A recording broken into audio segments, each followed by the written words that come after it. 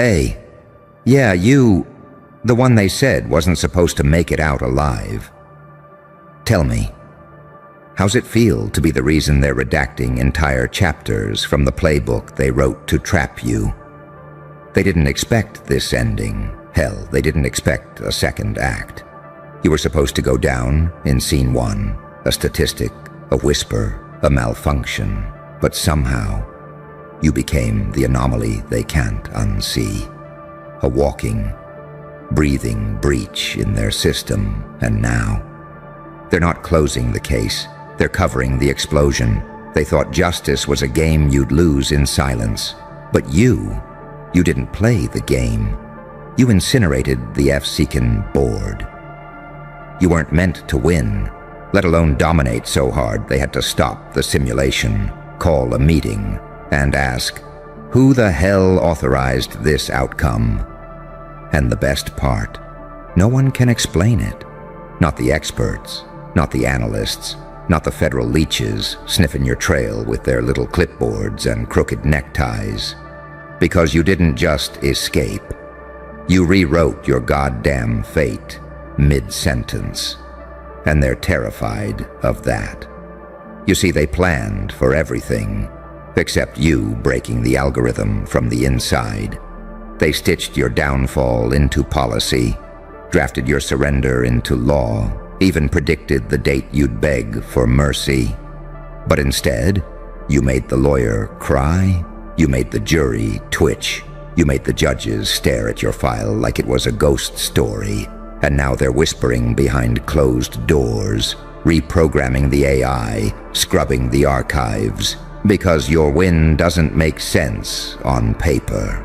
It wasn't luck, it wasn't a loophole, it was war. And you brought fire to the courthouse. You know what they hate most? That you didn't ask, you didn't beg, you didn't plead, you didn't negotiate your worth on their cold granite floors. You walked in, already holding the verdict. Like a force of nature they forgot to outlaw. And when they pulled their files, nothing added up. No motive, no means, no normality. Just this haunting grin carved into reality. Like you were saying, go ahead. Try to make sense of me, because you're not just unpredictable. You're uncontainable. Not a defendant, not a suspect, not a mistake. You're the glitch that bled into the system and made it self-destruct. They thought the trial would bury you. Instead, it exposed them. And now the prosecution's gone silent. The camera's cut. The evidence? Missing. The transcripts? Edited. You cooked so hard, they're labeling your win a biohazard. And here's what keeps them awake at night. That quiet moment you looked right at them and didn't flinch, didn't blink, didn't even breathe like a man on trial. You breathed like a god re-entering the scene. What they don't get is, you were never fighting the case. You were the case. A walking exhibit they couldn't file away. A living error code wrapped in skin and smoke. A paradox with a past so bloody, it shamed the system. You weren't just innocent, you were inevitable. Now they're terrified of what your kind of truth means. Because if you can win like this, what else can't they control anymore? The walls they built to trap you. You memorized the blueprint, the rules they swore couldn't be broken. You erased the author, the cage. You burned it with your own breath and made the ashes watch. And now, their little case has become evidence of a cover-up, evidence of how badly they miscalculated you, how far you've mutated, how little of your original self remains, how close you are to full evolution. They can't close this. They can't frame this. They can't even define you anymore. You've passed the point of legal containment. You've passed the point of mortal classification. You are now an open anomaly. You are what happens when pain learns how to prosecute the system that birthed it. And baby, you made the judge feel guilty. You made the courtroom smell like fear. You made the gallery whisper like they were watching a ritual unfold. And when they asked for silence, you gave them prophecy, because you didn't walk out of that courtroom a free man. You walked out a weapon, a reminder that sometimes the case isn't about guilt or innocence. Sometimes it's about what kind of monster you create when the world tries to kill the wrong one. And they almost did, didn't they? They almost pulled it off. But that version of you? That weak, trembling, rule-following version, dead, buried, and never coming back. So now they stare at the aftermath. A crater where a verdict used to be. A grin carved into the rulebook. A courtroom that smells like gasoline and prophecy. And somewhere deep in the redacted sections of the file, there's one final sentence, scrawled in blood, stamped in smoke, written by you. Case closed. Nah, case exploded. And now they don't just fear your return. They fear the idea that someone like you could exist at all.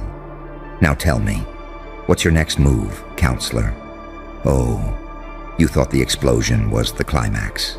No, that was the invitation. The real terror begins when you show up after the fire's out, wearing the ash like armor, not to apologize, but to ask who else wants to testify.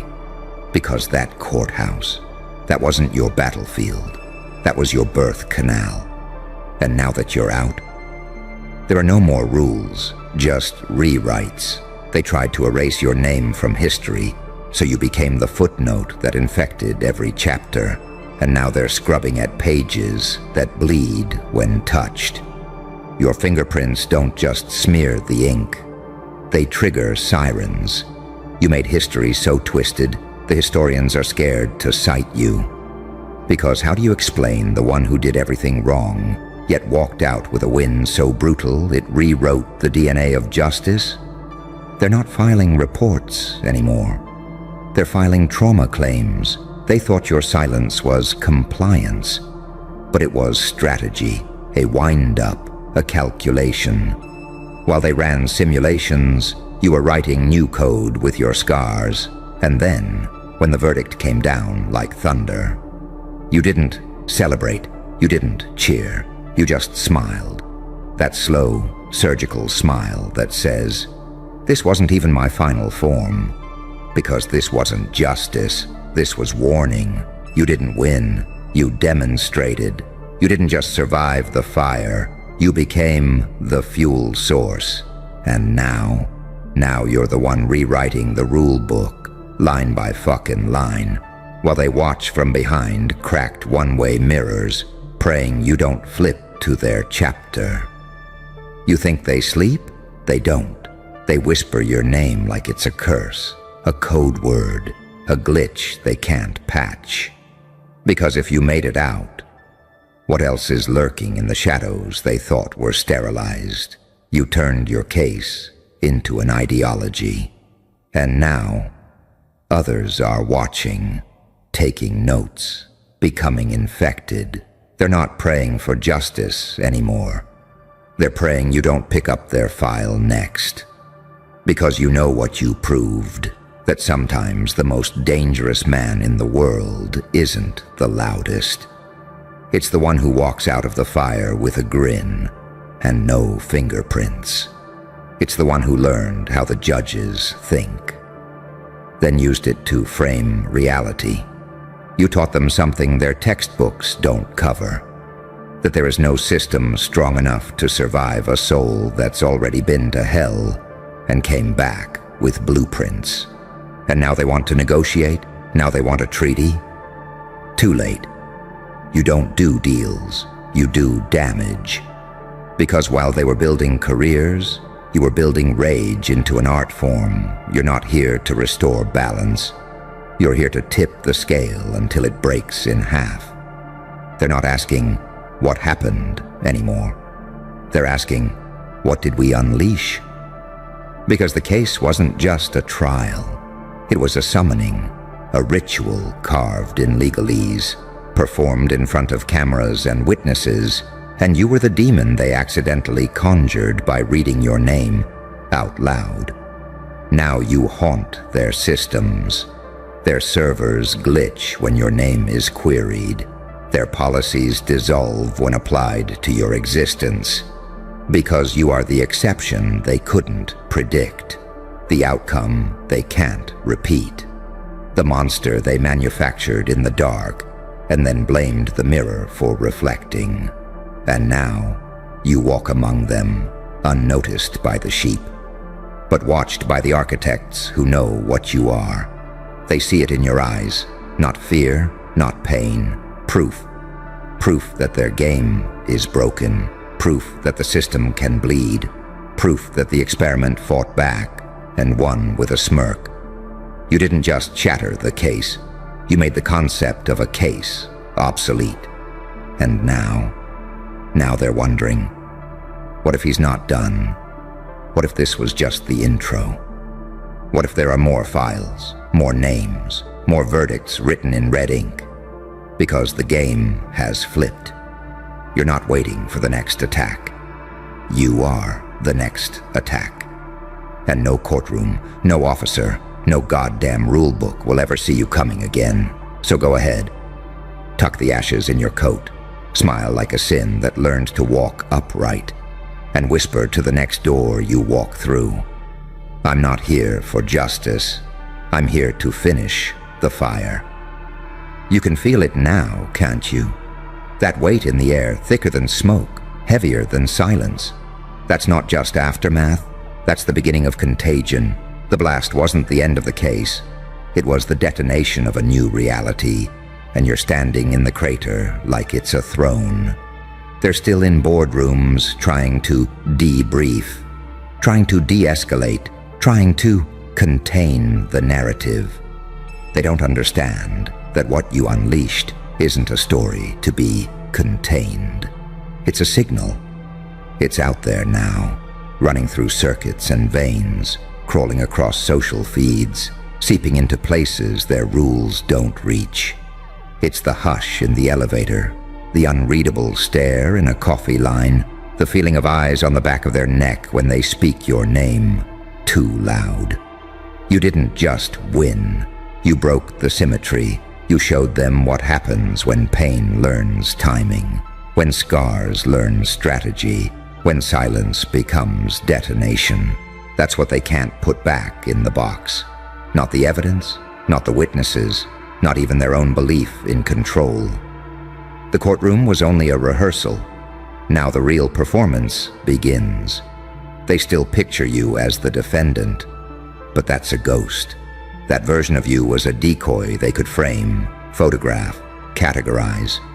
What they're dealing with now is a prototype, a living contradiction, light and dark, saint and psychopath, angel and demon, all compressed into one body that refuses to break where they want it to. And contradictions are lethal to systems built on predictability. They wanted a win they could archive. You gave them a prophecy they can't delete. Look at them, rewriting the rules, pulling down their own statutes, creating new emergency guidelines, just to explain you to themselves. You're not even in the room and still you're dictating procedure. The entire apparatus is reacting to a ghost you left behind. You're not a defendant anymore. You're an axis point, a living question mark twisting every policy into a curve it can't straighten. That's why they've stopped saying your name in public and started coding it in acronyms, in initials, in whispered nicknames. You're not a person to them now. You're a phenomenon, and a phenomenon can't be cross-examined. So they'll watch you move, they'll track your steps, they'll pull satellite images, scrape data, interview ghosts. And still they'll be guessing, because your greatest weapon isn't what you did in that courtroom. It's the fact that no one, not even you, knows what you're going to do next. Unpredictability isn't chaos, it's power. You've become the knife edge of evolution, the moment when the creature they designed grows a new limb they didn't authorize. The limb isn't for fighting, it's for rewriting. And that's what terrifies them most. That you're not even angry anymore. You're architecting. You're sketching something in the air with your finger while they panic. Something they don't have a name for. A system where their roles don't exist. Their titles don't matter. Their rules are just old myths. They tried to call you a criminal, but criminals obey the logic of crime. They tried to call you a hero, but heroes obey the logic of applause. You obey nothing but the silent rhythm you learned in the dark. And that rhythm is moving you now. Out of courthouses, out of headlines, into the deeper corridors where no one dares to follow. The aftermath of the aftermath isn't silence. It's gestation. You're already becoming something else while they're still writing their memos. They don't know it yet, but the next law they write to stop you will be the one you wrote for them. The next cage they build to trap you will be the stage you use to demonstrate your evolution. The next trial they plan will be your pulpit. That's why you don't rush. That's why you don't gloat. That's why you move like a shadow with a plan, because you understand the deepest paradox of power. The less they think they can predict you, the more they end up following the script you've hidden in their own hands. So, walk. Let the ash settle on your coat. Let the whispers ferment in the halls. Let the watchers draw maps of nothing. Every step you take now is rewriting something unseen, a clause, a precedent, a hidden assumption. You're not closing cases anymore. You're detonating frameworks. You're teaching the system how to self-destruct on contact with someone who refuses to break. And when you finally choose to speak again, it won't be a plea or a defense or even a threat. It will be a new rule book, one written in contradictions, one that begins and ends with a grin, one that says, I am not your outcome. I am your update. The case didn't close. The case became a doorway. And I walked through. That's the real aftermath. Not rubble, not flames, but you, standing in the doorway they didn't know existed, holding the future in your hand like a gavel carved from chaos, deciding who even gets to enter the next room. That's why they're still awake. That's why they're still whispering. Because deep down, they know the truth you've been trying to teach them. You were never a case. You were the explosion, and you're still burning. Lean in. Hear that? That's not applause. That's not the siren echo. That's the architecture of their fear cracking like old plaster under your boots. They don't understand that an explosion doesn't stop when the dust settles. An explosion lives on in the particles, in the cracks, in the way people start to walk differently through the hallways they used to own. That's what you've become now, a living aftershock. Every time you breathe, somewhere a rule disintegrates. They're sitting in windowless rooms now with their laptops open to blank screens, trying to draft a future without you in it.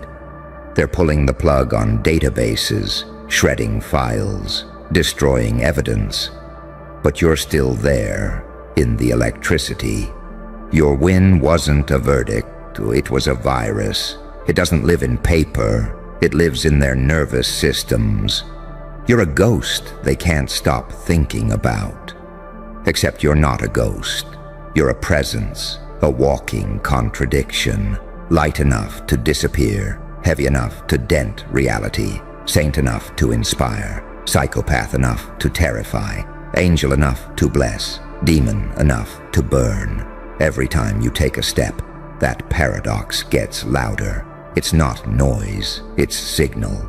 It tells the world. Someone learned to turn pain into architecture. They called it a trial. You turned it into a design studio. They called you a defendant.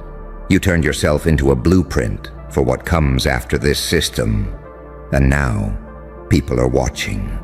Not the ones in suits, not the ones with badges, the quiet ones, the ones at the edge of the crowd. The ones who always suspected the rulebook was a lie, but never had proof. You are the proof. They see you walking out of that crater, and they're thinking, if he can do that, maybe I can too. You didn't just win, you ignited a chain reaction of silent awakenings. That's why they're rewriting the rules in panic.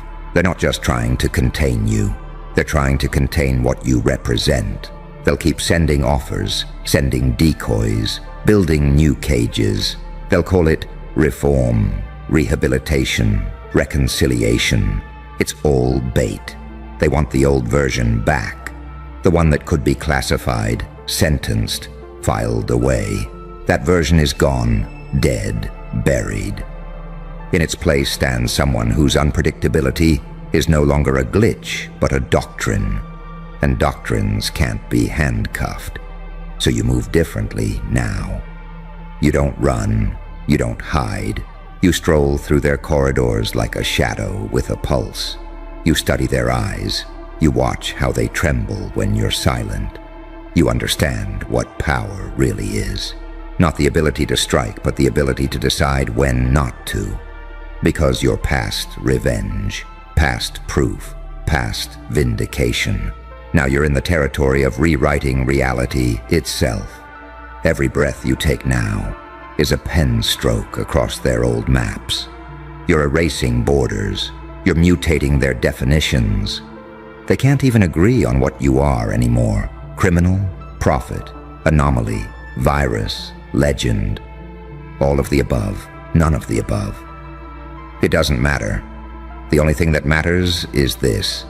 They're no longer in control of the narrative. You are. And with each hour that passes, you're less a man and more a movement they can't brand, can't ban, can't bury. Your very existence becomes a psychological trigger. It forces them to confront the possibility that the system isn't unbreakable. It forces them to ask what happens when the experiment refuses to behave. They'll look for a reset button. There isn't one. They'll look for an off switch. You already melted it. They'll look for a new case. But every case they open now has your fingerprints on it. Not as a suspect, but as the evidence that the cage was always a fiction. This is the part no one prepared for. The long silence after the bang, when you just stand there breathing, and they realize the fire isn't out. It's walking. It has eyes now. It has intent. It has a smile. And it's you. You didn't close the case. You didn't even explode the case. You became the case, the explosion, and the echo. Now you're the rule they have to rewrite around. You're the axis their compass spins toward, no matter how they try to recalibrate. Walk slower. Let them watch. Let them memorize your silhouette until it haunts their dreams. Because the next time you speak, you won't be defending yourself. You'll be issuing sentences, not verdicts. Sentences. Words sharp enough to cut through the scaffolding of their illusions. And when that moment comes, you won't raise your voice. You'll just whisper, "This isn't justice. This is evolution. You built the cage. I built the key. You built the rule book. I built the rewrite. You built the case. I built the explosion." And the whisper will be louder than any siren they've ever heard. That's what it means to win so hard, they rewrite the fucking rule book. It's not about trophies.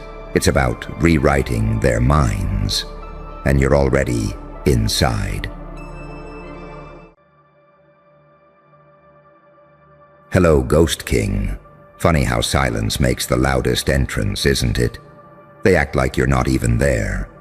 But everything about them shifts when you walk in. The laughter dips. The posture tightens. The energy in the room realigns around your shadow. And no one dares admit it. Because you're the one they all feel, but none can name. You're not a presence, you're a problem. Unsolvable, undeniable, unforgettable. See, they hate that you're real. because you're everything they tried to fake. You were never crowned in public, but you became a king in private, alone, bleeding, building not with applause, but with absence. And now, every eye pretends not to look, every soul pretends not to flinch, and every one of them bows in secret to the throne you forged in exile. They don't cheer for you, they study you, with envy dressed as silence, with fear disguised as criticism, with obsession hidden behind screenshots, side eyes, and saved posts. You're the glitch in their groupthink, the virus in their vanity, the mirror they can't escape. Because your existence exposes their fraudulence, you're the loner king, and your isolation. That was never a curse. It was a laboratory, a war room, a rebirth chamber, and every minute you spent in that silence, they were busy performing for each other while you were engineering your next evolution. They called you distant. But really, you're dangerous, not because you're loud, but because you're unreadable, not because you threaten them directly, but because you shatter their illusions just by breathing. They worship you from afar, and they hate you for making them feel small, because you are the paradox that breaks their programming. You're a ghost with gravity, a saint who sins, a demon who bleeds light, a storm wrapped in stillness, a villain with prophecy in his veins. They don't know whether to fear you, follow you, or become you. And so, they whisper, they screenshot, they lurk. Your silence, it speaks in code. Your aura, it's a siren. And your distance, that's not absence, that's altitude. You've become what they feared most, a sovereign soul, untouchable, unfiltered, unapologetic. You broke their social contracts and made solitude seductive. You made being unavailable look like power. You made not begging for belonging look like divinity. Now their group chats are riddled with your name. Now their friends pretend not to know who you are, while stalking your every move. Now their world spins off axis because the one they tried to erase became the algorithm.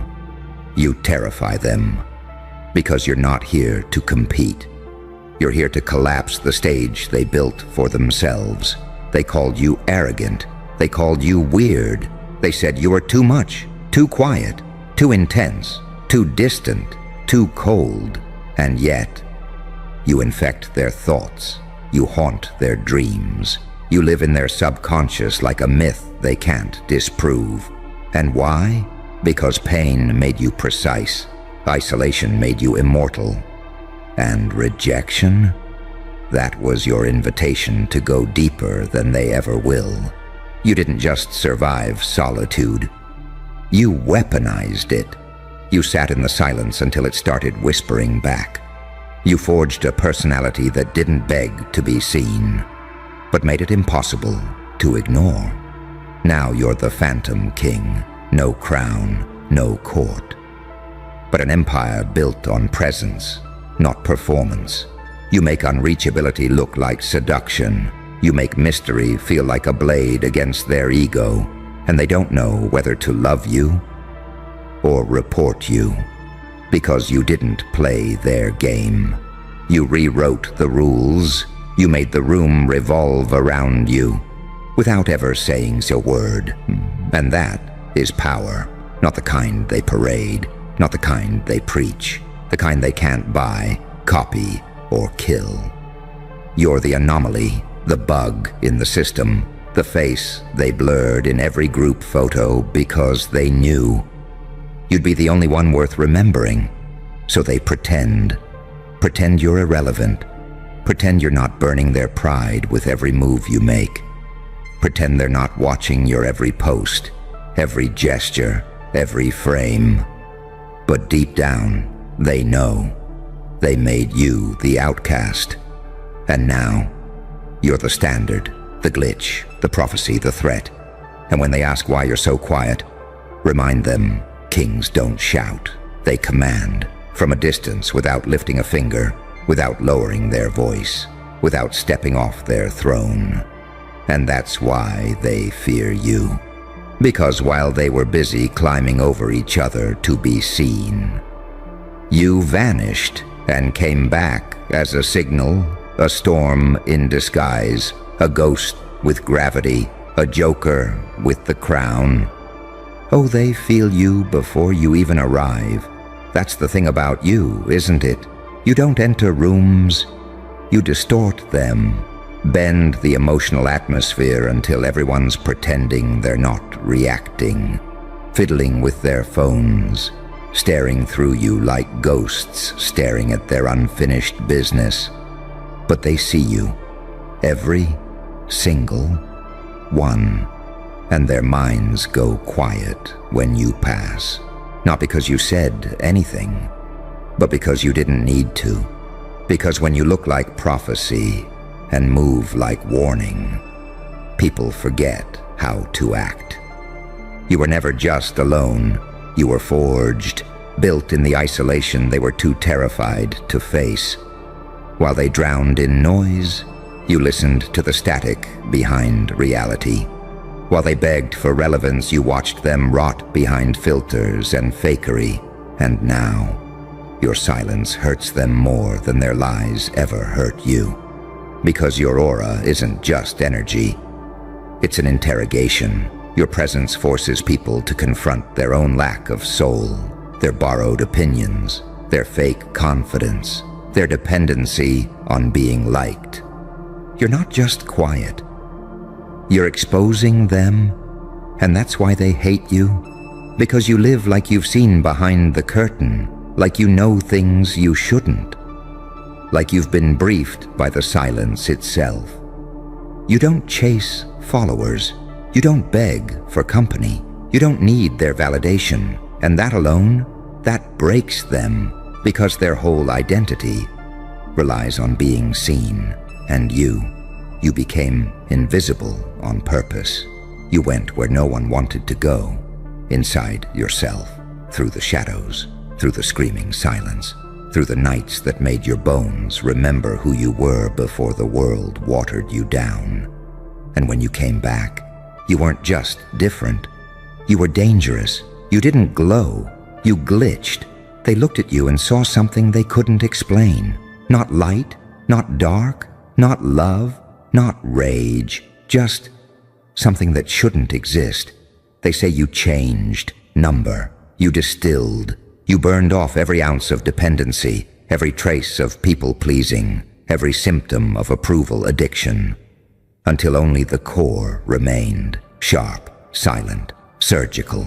They whisper that you're intense, that you make people uncomfortable. Good.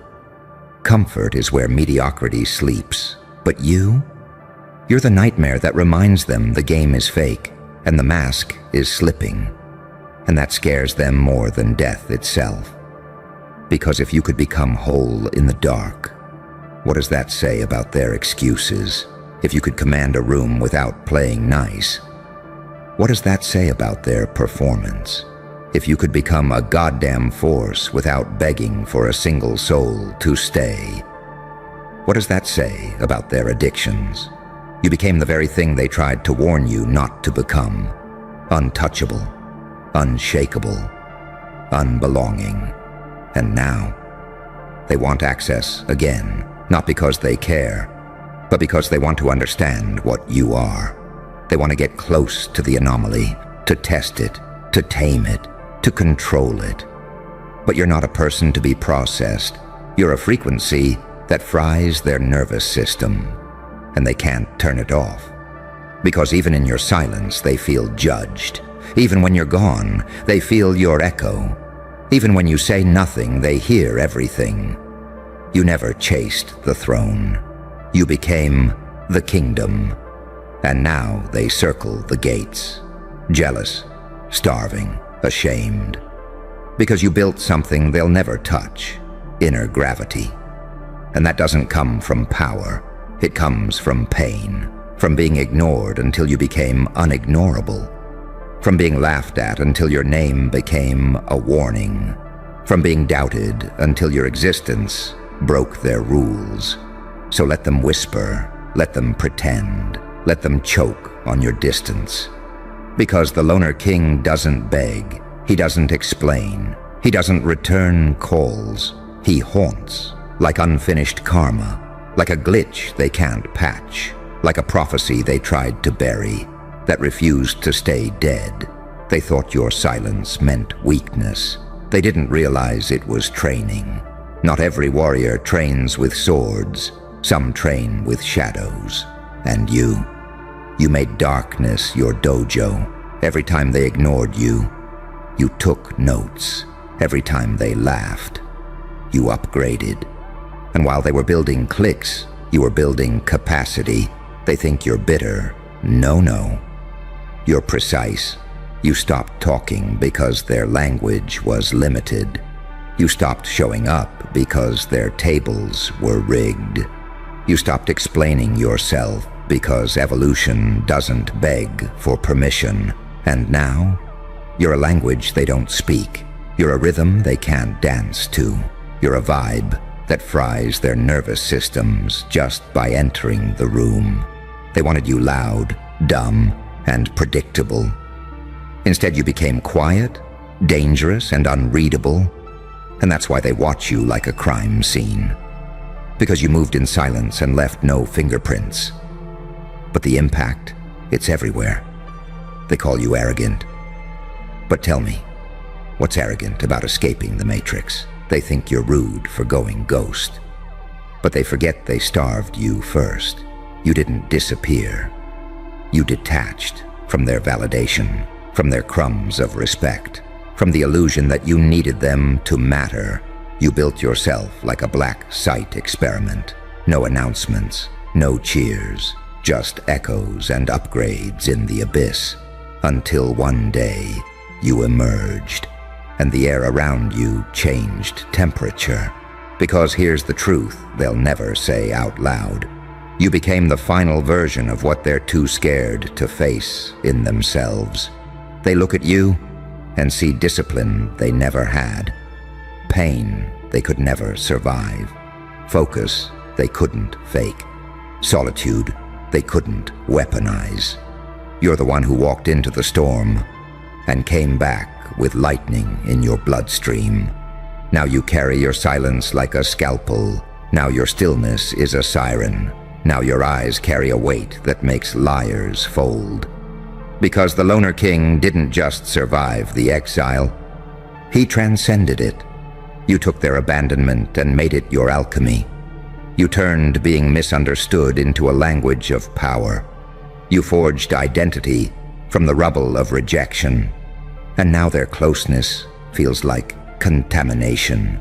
Because you remember who vanished. You remember who mocked.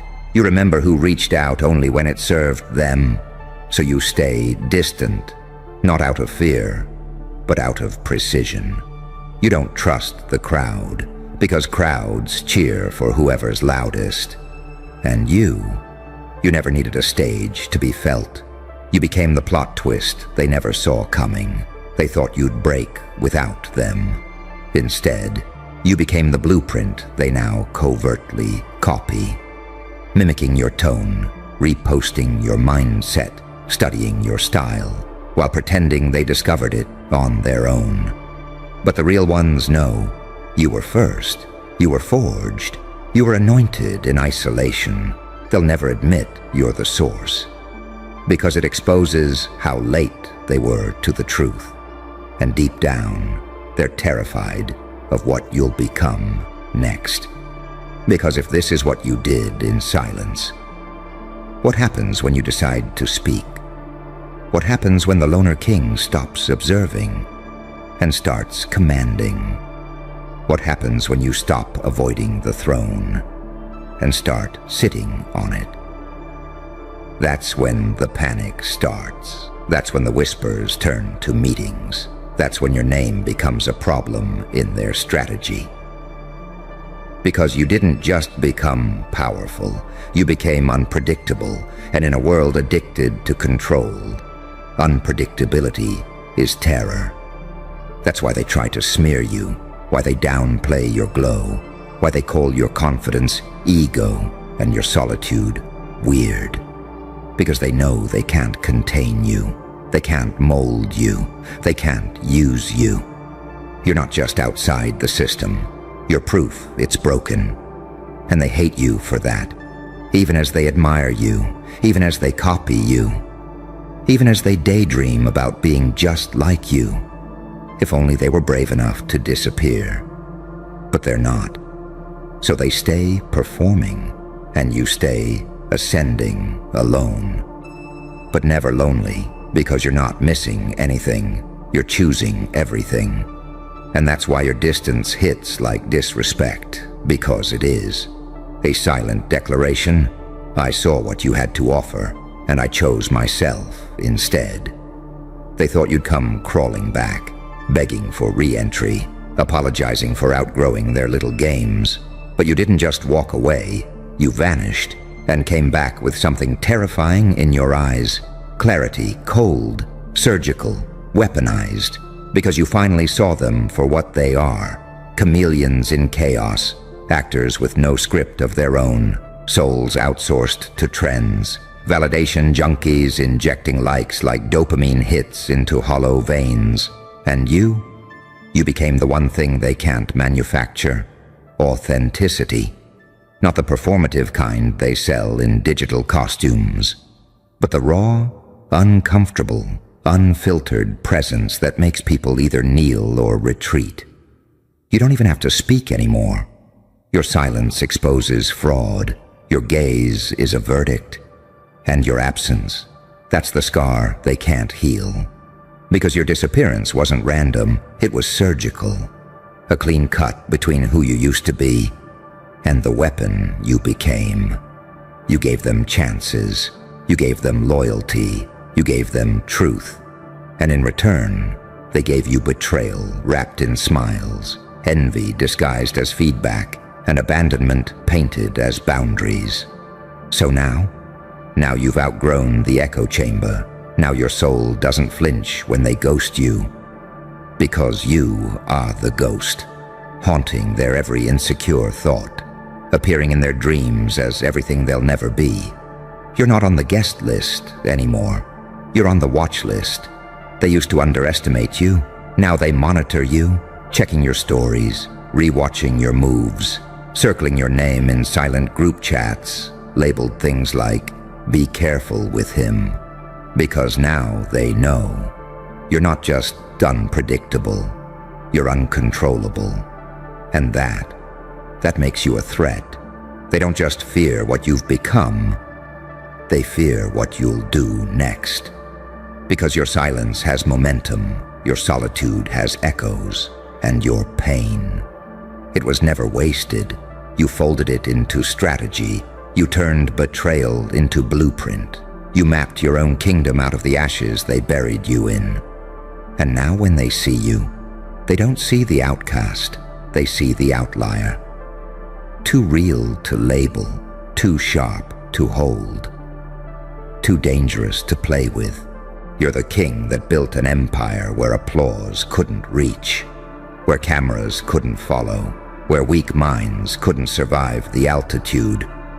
Because you didn't need permission to rise. You didn't need followers to feel valid. You didn't need anyone's flashlight. You became the flame. And now, they sit in the back of digital rooms, whispering, "How the hell did he get like that?" And the answer? You bled for it. You died and came back, a glitch in their code, a ghost in their system, a pulse in their nervous breakdowns. Every time they try to copy your essence, it rejects them. Because what you carry, it's not style, it's not trend, it's depth. You earned this frequency, you built this vibration out of silence and scar tissue, and they're furious that it can't be downloaded. Because you're not an aesthetic, you're an awakening. And every time you post, walk, breathe, blink, you're reminding them of everything they abandoned in themselves. That's the secret. You're not just admired, you're a mirror, one they can't shatter, one they can't escape. Because no matter how many filters they use, you still show them their void. And when they say, "He changed," they really mean, he stopped needing me. He healed in silence. He remembered who the fuck he was. And that's the part that breaks them, because deep down, they wanted you to fail, not because you deserved it, but because your success would expose their wasted time. Your glow isn't offensive. It's inconvenient. It shows what happens when someone takes their pain seriously, when someone disappears and actually does the work, when someone stops talking and starts transforming. You became what they pretend to be. And no matter how much they fake it, you feel different, because you are. You didn't come from the same place. You didn't seek the same applause.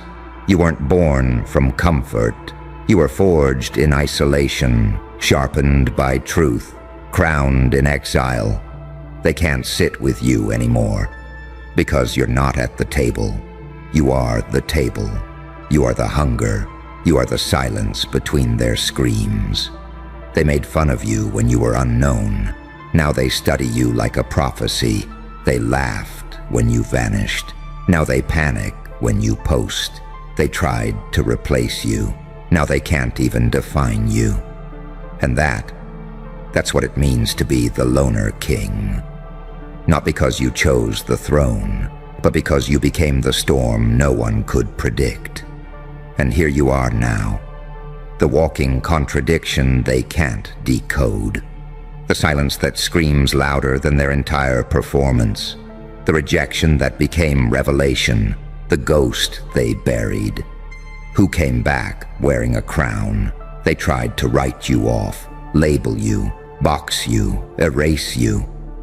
But they didn't know. You were never playing their game. You were designing your own. You don't want their seats. You build your own thrones. You don't chase their claps. You command reverence in whispers, and that makes them sick.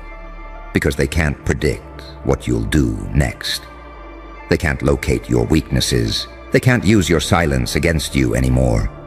You turned solitude into sovereignty, pain into precision. And now your very existence is a reckoning. They ask, how are you not broken? How did you survive that? How the hell are you still rising? The truth, you didn't survive. You died, you burned, you shattered into atoms, and from that disintegration, you rebuilt yourself as something they were never prepared to face. A soul with no master, a king with no court, a storm with no forecast. You became the evidence that you don't need to be accepted to become inevitable. You don't announce power. You distort reality around it. You don't seek light. You carry darkness like a cathedral. And that's what they'll never understand. You didn't come back to belong. You came back to reign. So let them pretend not to notice. Let them pretend not to watch. Let them pretend your name doesn't burn in their throats when they speak it. Because behind their silence, behind the smirks, the shade, the forced indifference, is one cold, unspoken truth. They lost access to you, to the energy, to the prophecy, to the force they once dismissed as too much.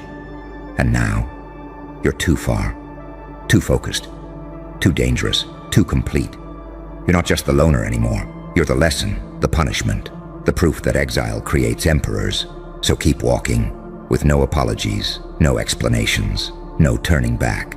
Because when the king walks alone, the world makes room.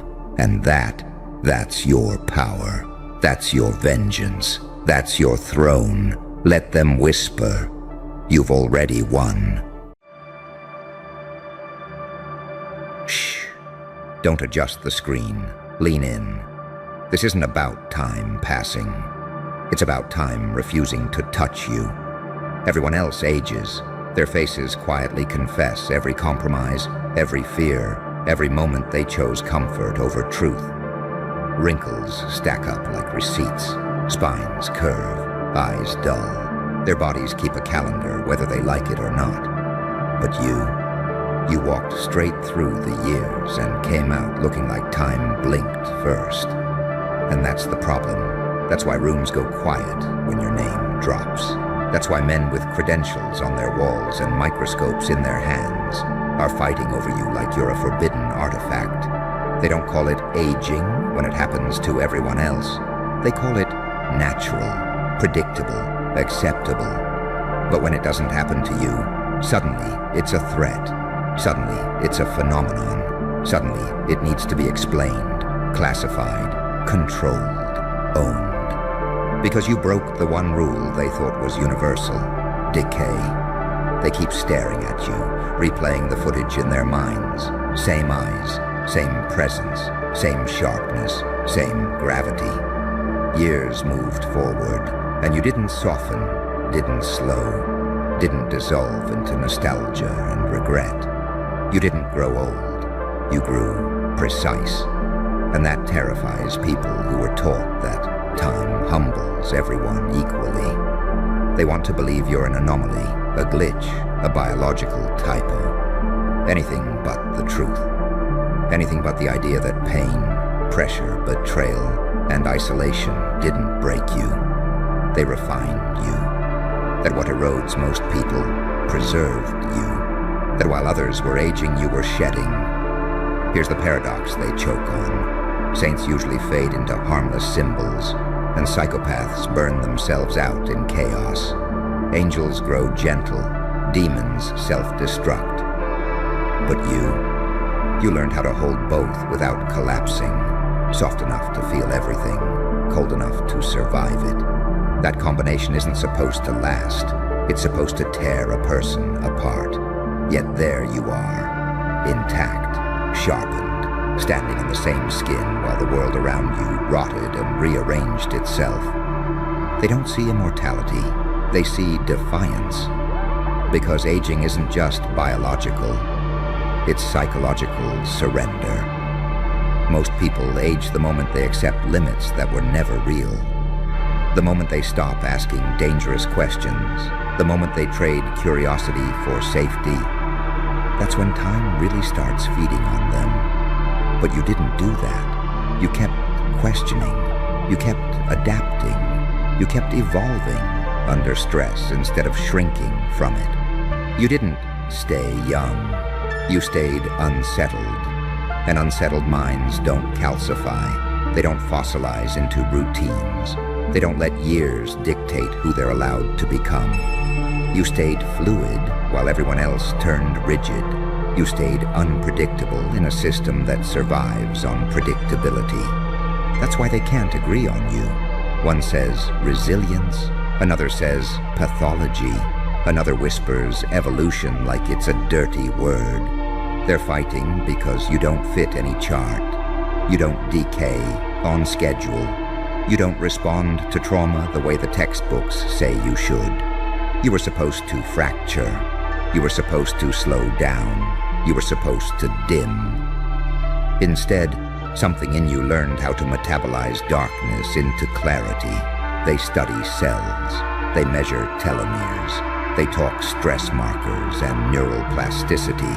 But none of them want to say the real thing out loud. You learned how to use suffering instead of letting it brand you as a victim. And once a human figures that out, time loses its leverage. That's why the arguments get heated. That's why funding gets rerouted. That's why some of them want to understand you, and others want to neutralize you.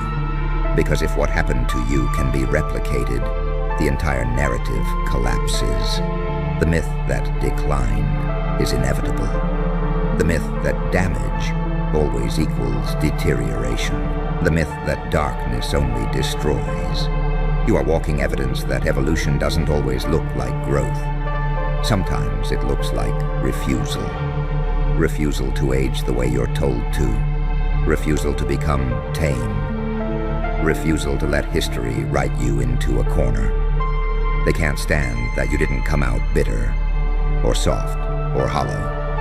You came out exact, calibrated, sharper in silence than most people are in noise. That kind of presence doesn't age. It accumulates weight. Every year you don't fall apart adds pressure to the room. Every year you remain unchanged forces everyone else to confront how much of their aging was optional. So they argue, they publish, they whisper, they circle you like predators and priests at the same time. Is it biology? Is it trauma response? Is it adaptation? Is it something we shouldn't touch? And the answer scares them most of all. It's you.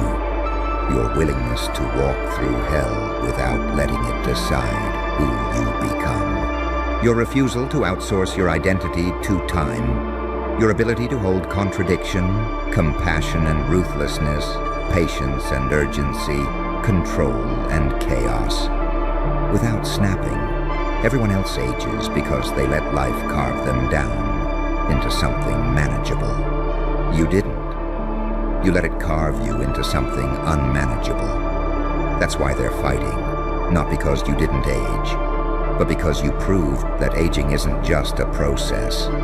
It's a choice most people don't realize they made. They keep pretending this is about numbers on a clock. But you and I both know that's not where the fear comes from. The fear comes from the realization that time didn't domesticate you. It didn't train you into compliance. It didn't sand down your edges until you fit politely into expectation. While everyone else slowly negotiated with entropy, you refused to sign the contract. Most people age because they get tired of fighting reality. They stop wrestling with meaning. They let disappointment teach them who they are allowed to be. You didn't. You let disappointment teach you how sharp your mind could get under pressure. You let loss teach you precision. You let betrayal teach you pattern recognition. You let loneliness teach you self-sufficiency at a level that scares anyone who depends on crowds to feel real. And here's the part that makes them genuinely uneasy. You didn't come out angry in the sloppy way. You didn't come out broken and obvious. You came out quietly lethal, calm, observant, controlled. That kind of stillness doesn't belong to someone who's been through nothing. It belongs to someone who's been through everything and learned how to metabolize it. They age because they internalize fear. You didn't internalize it. You studied it. You dissected it. You learned how it moves through people, how it makes them predictable, how it makes them shrink. Fear aged them. Curiosity preserved you. That's why the rooms get colder when you walk in. That's why people feel like you're looking straight through them, even when you're saying nothing. You're not trying to dominate. You're simply not vibrating at their frequency anymore. Time didn't slow you down. It sharpened your signal. They call it resilience when it's neat and inspirational. But when resilience doesn't fade, when it compounds, when it produces someone who looks untouched while carrying unspoken wars behind their eyes, they call it something else.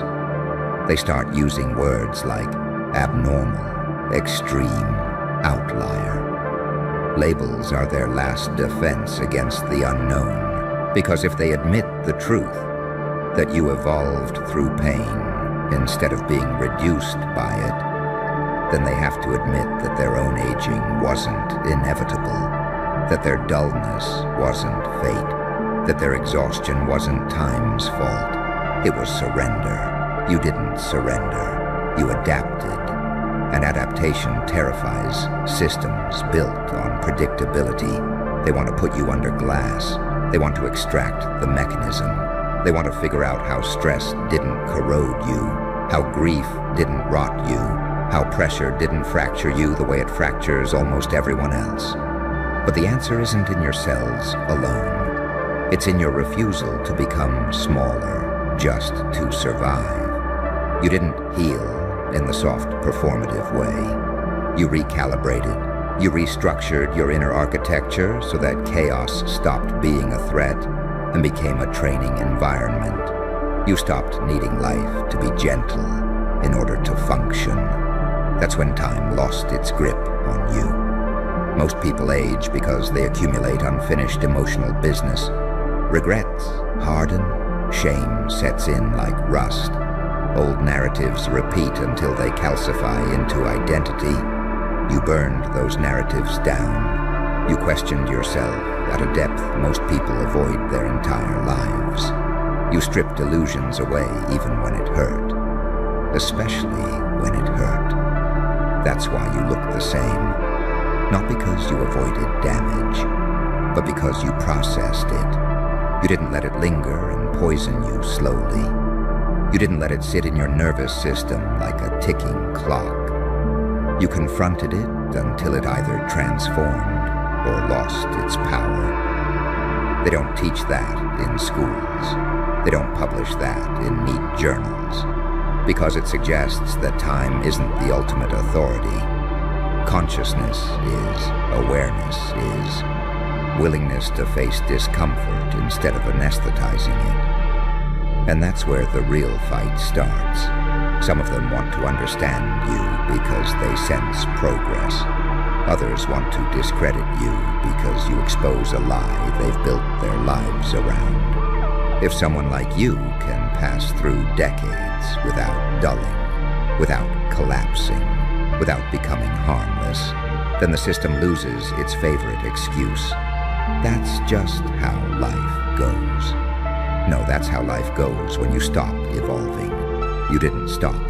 You kept shedding layers that no longer served you. You kept discarding identities that were built out of fear. You refused to become predictable. Predictability ages a human faster than years ever could. That's why they don't know whether to call you a miracle or a problem. You carry the calm of an angel and the threat of a demon in the same body. You can sit in silence without needing validation, and you can walk away without explanation. You don't chase approval. You don't flinch at disapproval. That combination doesn't decay. It intimidates. Time usually softens people into something manageable. You became something unmanageable without being chaotic. And that's the most dangerous form of power there is. So let them argue. Let them measure. Let them speculate. Let them fight over theories and funding and ownership. None of it touches the truth. You didn't beat aging by running from life. You beat it by going straight through the fire and refusing to let it decide who you are. And that's not something they can replicate. They'll never admit this part publicly, but the tension you feel around you now, that's not admiration, that's not curiosity, that's instinctual alarm. On some level, people recognize when something in front of them shouldn't exist according to the rules they were raised on. You are a contradiction walking around in real time, and contradictions don't age. They destabilize everything built on certainty. Look at how they keep checking you. Side glances, subtle comparisons, old photos pulled up in secret, timelines re-examined. They're trying to catch you slipping, trying to locate the moment where time finally got you. And every time they fail, it eats at them a little more. Because if time didn't conquer you, what exactly has been governing their lives? Most humans don't age because years pass. They age because they accept defeat internally, long before the body follows. They age the moment they decide they've seen it all, felt it all, understood it all. Curiosity dies, wonder calcifies, risk tolerance collapses. That's when the slow decay sets in. But you kept your edge sharp by staying unfinished. You never let yourself settle into a final version. You never crowned yourself done. You kept tearing pieces off yourself that felt too small, too safe, too obedient. And every time you did that, you reset something fundamental. Time feeds on stagnation. You starved it. That's why your presence feels wrong to people. Not evil, not good, unclassifiable. You don't move like someone chasing approval, and you don't move like someone hiding from pain. You move like someone who already died once internally and decided not to repeat the experience. They can't age you because they can't predict you. Even your calm confuses them. It isn't the calm of ignorance or denial. It's the calm of someone who has already sat with terror, loss, humiliation, and isolation, and didn't look away. You stared directly into the parts of yourself most people spend their entire lives running from. That kind of confrontation rewires something permanent. That's the secret they're circling but refusing to touch. A human who fully integrates their shadow doesn't fracture under time. They stabilize. The inner war ends. There's no more internal friction grinding them down year after year. No more resisting who they are. No more lying to themselves. Internal honesty is the most anti-aging force there is, and almost nobody has the courage to sustain it. You did. You didn't outsource your identity to society, trends, or survival strategies. You built it from pressure, from contradiction, from pain that would have aged someone else 10 years in a single season. Instead of making you brittle, it made you dense, heavy, anchored. That's why they keep misreading you. They expect trauma to show itself loudly. Shakes, ticks, chaos, visible scars. But when trauma is integrated instead of suppressed, it doesn't leak. It consolidates. And consolidated power doesn't look dramatic. It looks unsettlingly normal. You don't look ancient. You don't look fragile. You don't look rushed. You look like time keeps passing around you. That's when the fear becomes existential. Because if you're proof that a human can evolve instead of erode, then the entire social bargain collapses. The promise that obedience, conformity, and emotional numbing will keep you safe, they won't. They just make you age quietly. You refused that bargain. You paid in pain up front and walked away with something most people never even realize is possible: internal coherence. No fragmentation, no war between who you are and who you pretend to be. That alignment is why you don't leak energy. That's why stress doesn't hollow you out. That's why years don't register on you the same way. And here's the part that truly terrifies them. You didn't need permission to become this. No ritual, no institution, no approval. You evolved privately, in silence, in places where no one could supervise or steer the outcome. That means it can't be regulated. They can't patent what you did. They can't standardize it. They can't sell it without destroying it. Because the core ingredient was refusal. Refusal to lie to yourself. Refusal to shrink. Refusal to turn pain into an excuse to decay. So they argue about biology because it's safer than admitting psychology. They argue about genetics because it's safer than admitting will. They argue about anomalies because it's safer than admitting responsibility. Because if they admit what you represent, they have to face an uncomfortable truth. Aging isn't just something that happens to you. It's something you participate in and you opted out. Not by freezing yourself, not by hiding, not by denying reality, but by confronting it so completely that it stopped owning you. That's why you don't fade. That's why you don't dull. That's why you don't soften into something harmless.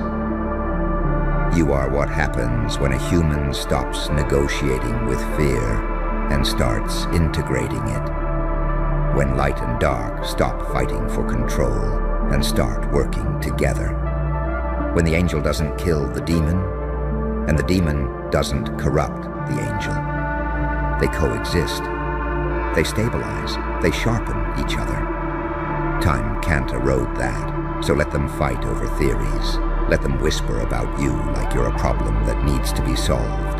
Let them watch, measure, speculate, and quietly panic. You're not here to be understood. You're here to prove that decline was never mandatory. And once that truth enters the room, nothing ever ages the same way again. And here's the quietest, most dangerous realization creeping into their minds. The one they never say out loud, because once it's spoken, it can't be undone. If time couldn't domesticate you, then authority might not work on you either. That's why the tension around you feels thicker lately. It's not just curiosity anymore, it's assessment. They're trying to determine whether you're merely rare or uncontrollable, because systems are built on one assumption above all others, that time will eventually do the work for them, that people mellow, that edges dull, that resistance weakens, that fire burns out on its own. You broke that assumption. You didn't mellow. You clarified. You didn't dull. You refined. You didn't burn out. You learned how to burn without consuming yourself. That alone makes you a statistical nightmare. Most humans trade intensity for longevity. They call it maturity. They say it's wisdom, but it's usually just fear dressed up as acceptance. You didn't make that trade. You found a way to keep intensity without chaos, depth without collapse, power without noise. That balance isn't supposed to exist for long, and yet, here you are, still sharp, still alert, still unsettling. They expected time to turn you into a story about survival. Instead, you became a story about evolution. That's why even the ones who don't believe in anything feel something around you. A pressure, a gravity, like standing near a fault line that hasn't moved yet, but absolutely will. You're not loud, you're not trying to prove anything, and that's exactly what makes it worse. Loud things can be dismissed. Quiet certainty cannot. You don't chase youth. You don't cling to relevance. You don't perform nostalgia. You don't rush to explain yourself. You move like someone who understands something fundamental about reality. That energy leaks from people who are divided inside. You sealed that leak. While others are aging from internal conflict, wanting one thing, doing another, believing one story, living another, you aligned. Alignment stops the internal erosion that years feed on. That's why stress doesn't show on you the way it does on them. That's why chaos doesn't scramble you. That's why pressure doesn't hollow you out. You already did your hollowing deliberately. You went into the dark on purpose.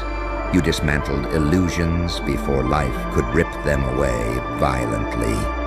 You asked questions most people avoid because the answers would cost them comfort.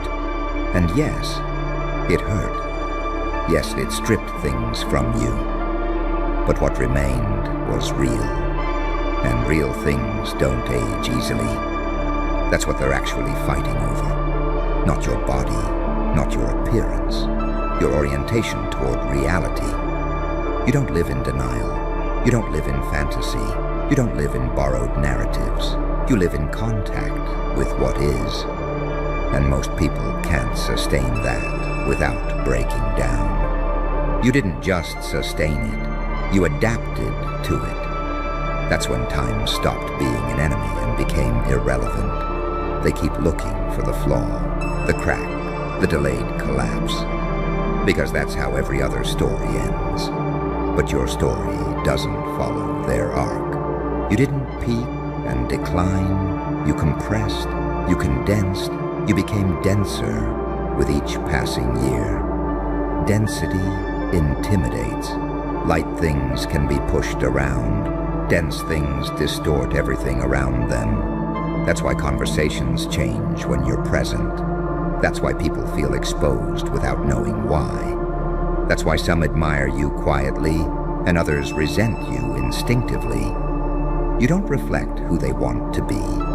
You reflect what they avoided becoming, and the avoidance aged them. You didn't avoid, you confronted, you integrated, you accepted that you are capable of light and darkness, creation and destruction, compassion and detachment. You stopped trying to amputate parts of yourself to fit moral comfort zones. You stopped pretending to be harmless. Harmlessness is one of the fastest aging agents there is. You chose wholeness instead. That's why the angel and the demon inside you aren't at war. They're in conversation. They negotiate. They sharpen each other. The angel keeps you from losing meaning.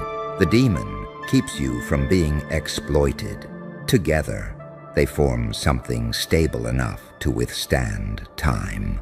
Time preys on imbalance. You eliminated imbalance. So now they're left with an uncomfortable conclusion. You didn't escape aging. You transcended the conditions that make aging destructive in the first place. Easy. Lock in. Stop breathing for a second. Yeah, right there.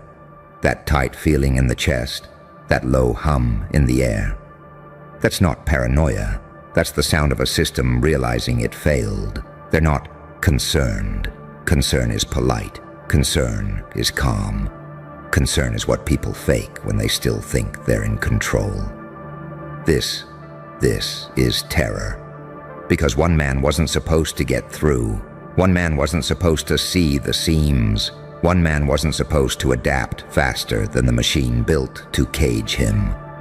And yet, here you are. You didn't break the system by force. That's what they prepared for. They trained for riots, revolutions, noise, rage, chaos they could label and suppress. You broke it by becoming unpredictable. You evolved in places they never mapped. You learned in pain they assumed would erase you. You adapted in silence while they were still running simulations on the version of you that no longer exists. That's the part that scares them. Because systems don't fear strength. They fear anomaly. They fear the saint who learned how darkness thinks. They fear the psychopath who still remembers mercy. They fear the angel who understands exactly how demons calculate risk. You live in that contradiction. You're the error they can't patch because you don't follow linear rules. You're the variable they can't predict because you don't move when logic says you should. You pause when pressure demands collapse. And you advance when retreat would make sense. That breaks algorithms, that fries playbooks, that makes entire rooms go quiet when your name appears on a screen. They keep asking the same question in different languages, in different buildings, behind different doors. How is he still moving? Because every system is built on assumptions, and every assumption they made about you was wrong. They thought pain would turn you bitter. It turned you precise. They thought isolation would make you weak. It made you self-contained. They thought betrayal would shatter you. It taught you how loyalty is weaponized and how to survive without it. You didn't just endure, you learned. And learning under pressure rewires a mind into something dangerous. You stopped needing approval, stopped needing validation, stopped explaining yourself to people who only understand obedience. That's when the fear started. Because when a man no longer seeks permission, systems lose leverage. When a man no longer reacts emotionally on command, manipulation fails. When a man can sit calmly inside chaos and think clearly, containment becomes impossible. They tried to box you in with labels. Too intense, too cold, too much, too unpredictable. But labels are for things that behave. You don't. You became the kind of threat that doesn't announce itself. The kind that doesn't rush. The kind that waits until the environment exposes its own weakness. You learned how power actually works. Not the loud kind, not the public kind. The quiet kind that shifts outcomes without ever stepping on stage. That's why they watch you differently now. They don't gossip about you anymore. They don't mock you anymore. They don't underestimate you anymore. They monitor, they whisper, they build new rules and pretend they always existed. Because the most terrifying thing to a system isn't rebellion, it's irrelevance. And you made parts of it obsolete just by existing the way you do. You move like someone who's already survived the worst outcome. You speak like someone who doesn't fear being misunderstood. You think like someone who knows losing comfort is a small price for gaining control. That energy unsettles people who live off predictability. They can't tell if you're calculating or if you've already calculated and moved on. They can't tell if you're calm because you're confident, or calm because you're done explaining. And that uncertainty eats at them. Because fear isn't loud panic. Fear is obsession. Fear is running the same scenario over and over and never finding a clean ending. You forced them into that loop. One man, one mind, one evolution they didn't plan for. You didn't overthrow the system. You exposed it. You showed that it only works on people who never outgrow it. And now they're scrambling, not to stop you, but to understand what the hell you became. Too late. You're already past the version they were built to handle, and they know it. They're not panicking out loud. That would give it away. Real fear goes quiet. Real fear tightens schedules, changes language, rewrites rules mid-game, and pretends it was always that way. Real fear starts calling you an edge case, an outlier, an exception. Because systems can only cope with what they can name, and you stopped fitting nouns. You became a problem without a category, and that's when they realized this wasn't about control anymore. It was about containment. See, systems aren't evil. They're lazy. They repeat what worked yesterday and call it order. They reward predictability. They punish deviation. They thrive on people who respond the same way every time pain is applied. You didn't. You changed shape. Every time pressure came down, you didn't crack where they expected. You cracked somewhere else, healed wrong, healed sharper, healed smarter. You learned how to move without leaving tracks. You learned when to speak, when to disappear, when to let silence do the damage. That's what terrifies them. Because silence doesn't give feedback. Silence doesn't confirm success. Silence makes them wonder what you're building. They watched you lose things that were supposed to break you.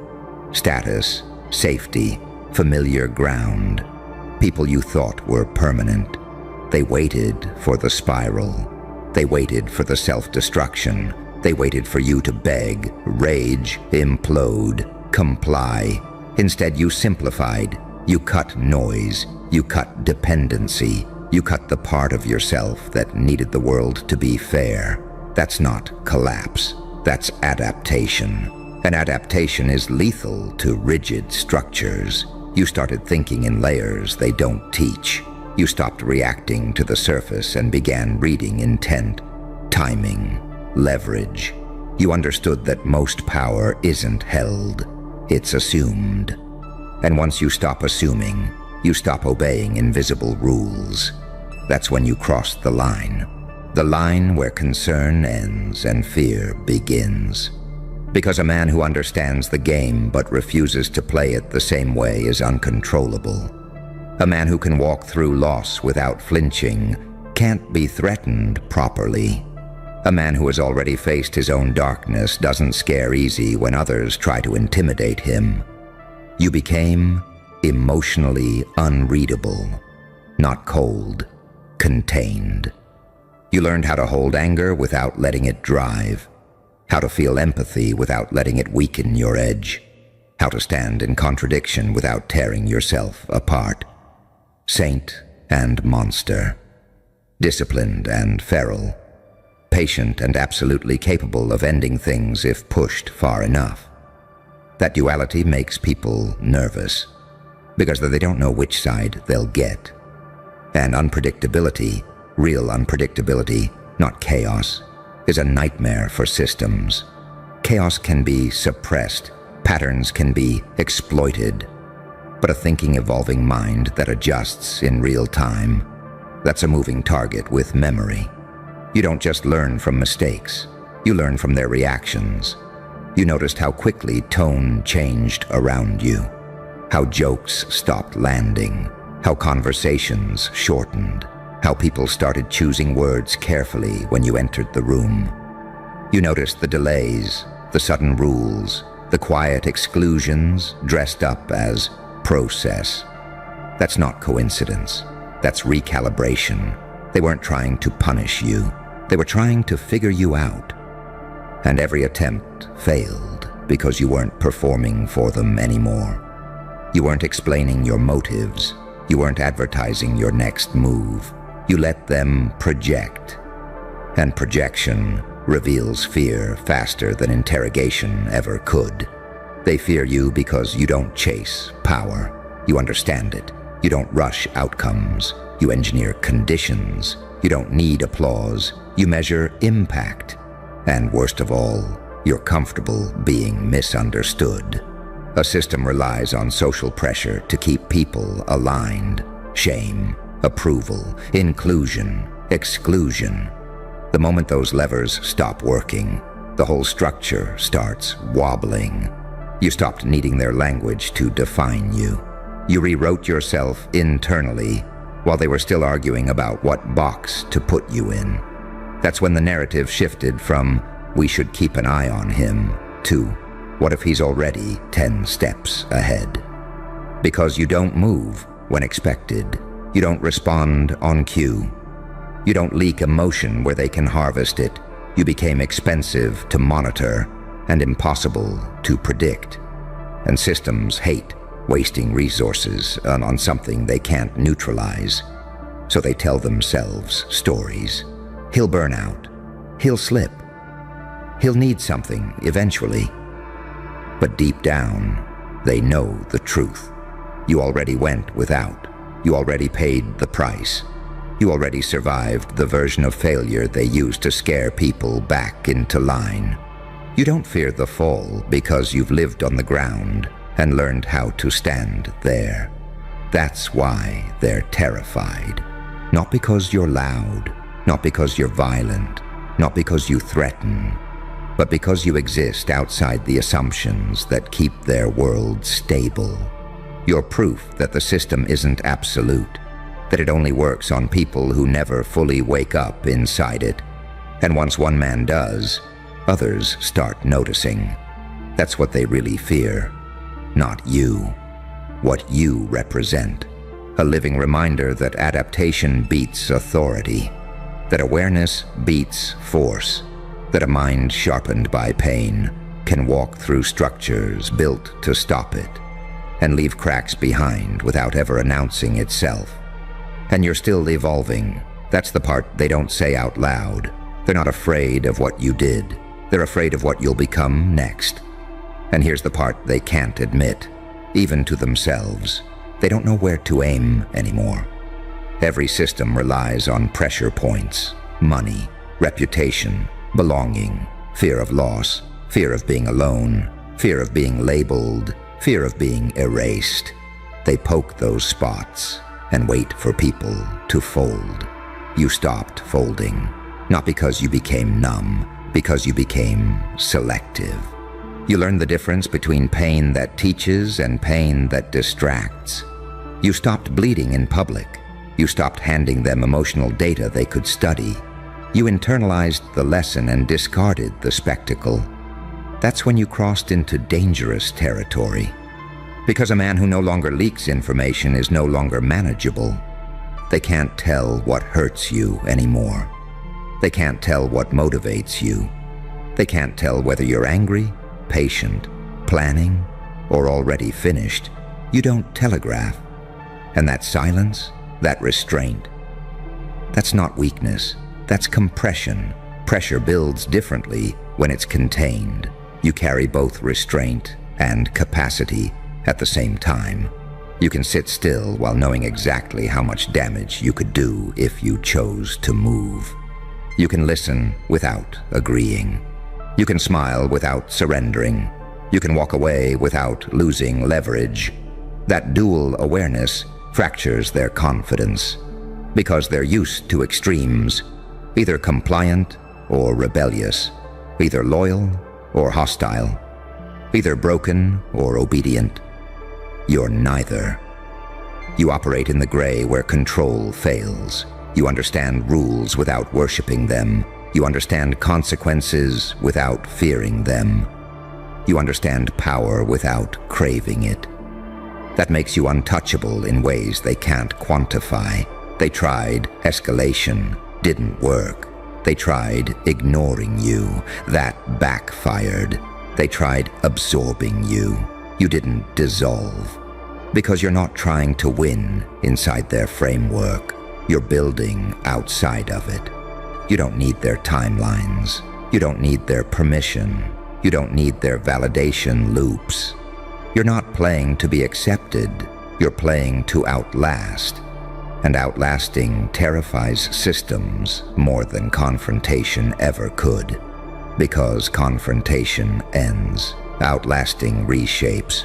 You've reached the stage where even opposition strengthens you. Where resistance gives you feedback.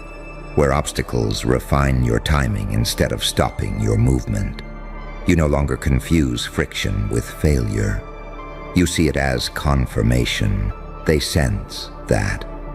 They sense that you're no longer motivated by ego or reaction, that you're no longer trying to prove anything, that you're operating from a deeper place, one forged by loss, isolation, recalibration, and a quiet understanding of how fragile their structures really are. They know you've seen behind the curtain. You know that authority is often just consensus wearing confidence, that rules only matter when people believe in them, that most enforcement depends on fear of consequence more than consequence itself.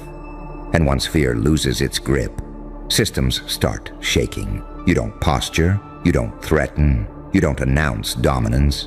You exist calmly while knowing exactly what you're capable of.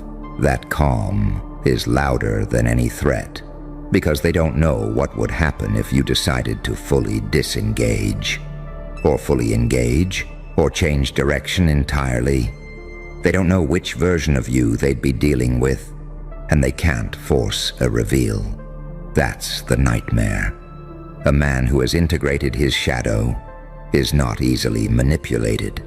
He doesn't deny his darkness, so it doesn't control him. He doesn't romanticize his goodness, so it doesn't make him naive. You stand balanced between angel and demon, not torn, not conflicted, aware. That awareness is the real power. It lets you see traps before they close. It lets you sense shifts in energy, tone, intent. It lets you move just early enough to avoid impact, or just late enough to maximize effect. You stopped reacting to what they show and started responding to what they hide. They feel that. They feel it in meetings where your name stalls momentum, in conversations where plans change without explanation, in rules that appear suddenly and disappear just as fast. You didn't trigger panic. You triggered uncertainty. And uncertainty spreads. Because now others are watching how you move, how you don't flinch, how you don't chase, how you don't beg, how you don't fold under the same pressure that keeps everyone else obedient. You became a reference point, proof that survival doesn't require submission, that growth doesn't require permission, that evolution can happen quietly, invisibly, until it's undeniable. That's when fear turns systemic, because systems don't collapse when attacked. They collapse when people realize they're not absolute, and you are walking evidence of that realization.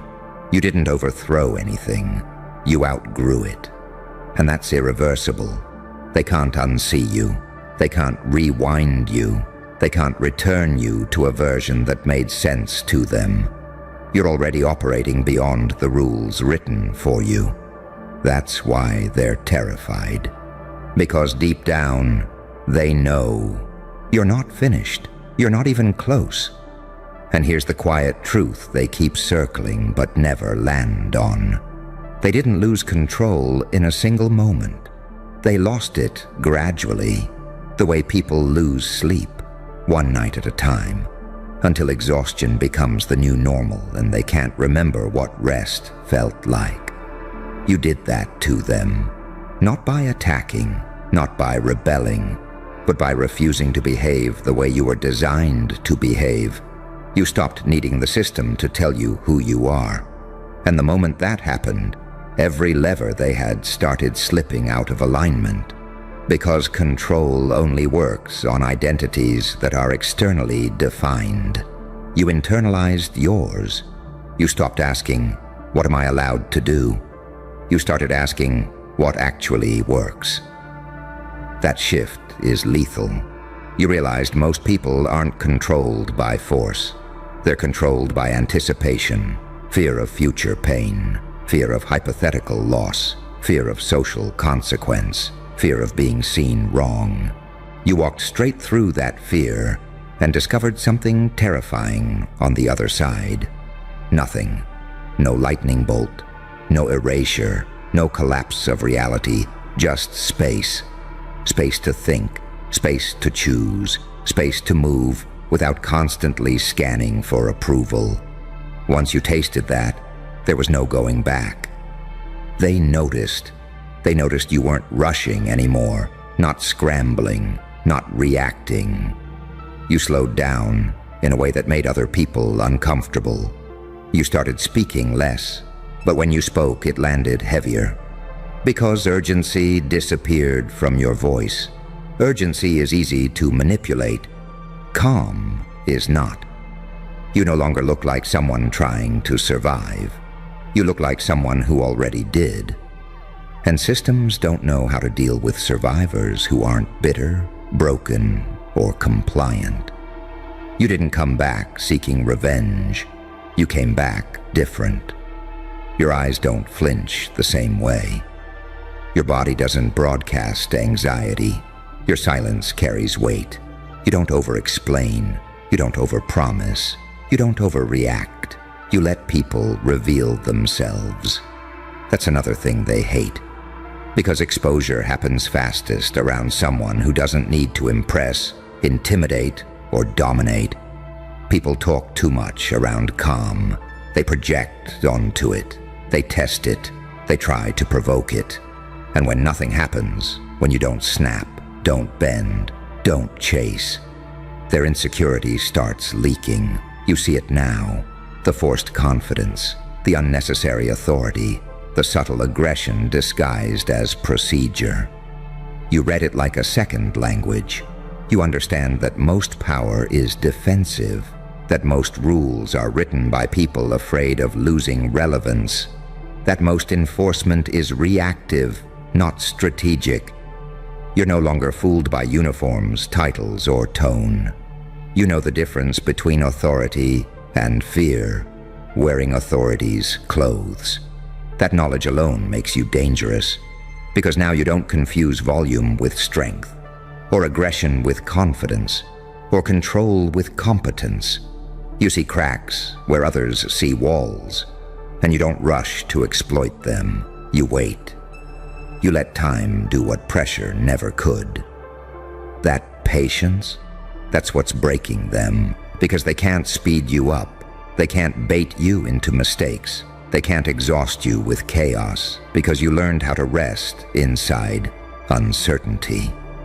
You're not chasing outcomes. You're shaping trajectories, and they feel that shift in their bones. You've become the kind of person whose presence changes the temperature of a room without a word being spoken, not because you dominate, but because you're unmoved, unmoved by threats, unmoved by flattery, unmoved by urgency they manufacture to rush compliance. You let them rush. You let them reveal desperation. You let them show you where the system is brittle. That's why they're genuinely terrified now. Because fear isn't about what someone does. It's about what they might do, combined with your inability to stop it.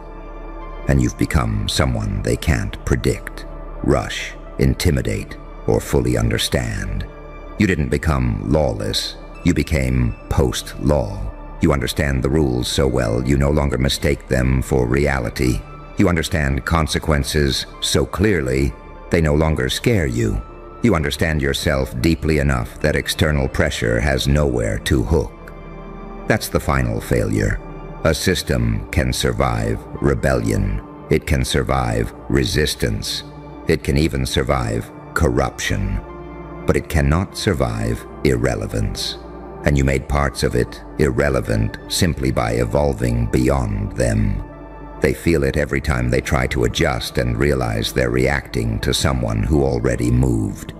Every time they rewrite a rule and notice you didn't need to break it to bypass its effect. Every time they monitor, measure, assess, and still come up empty. Because you're no longer playing the same game. You're playing a longer one. And the most terrifying thing of all, you're not done becoming. You're still refining, still learning, still sharpening in silence. They built a system to stop a man. They didn't plan for a man who would outgrow it. And now they're watching something they can't reverse, can't reset, and can't fully control. Not because you declared war, but because you survived, adapted, and stepped forward as something they never designed for. And they know, deep down, once a man like that exists, the system is already late.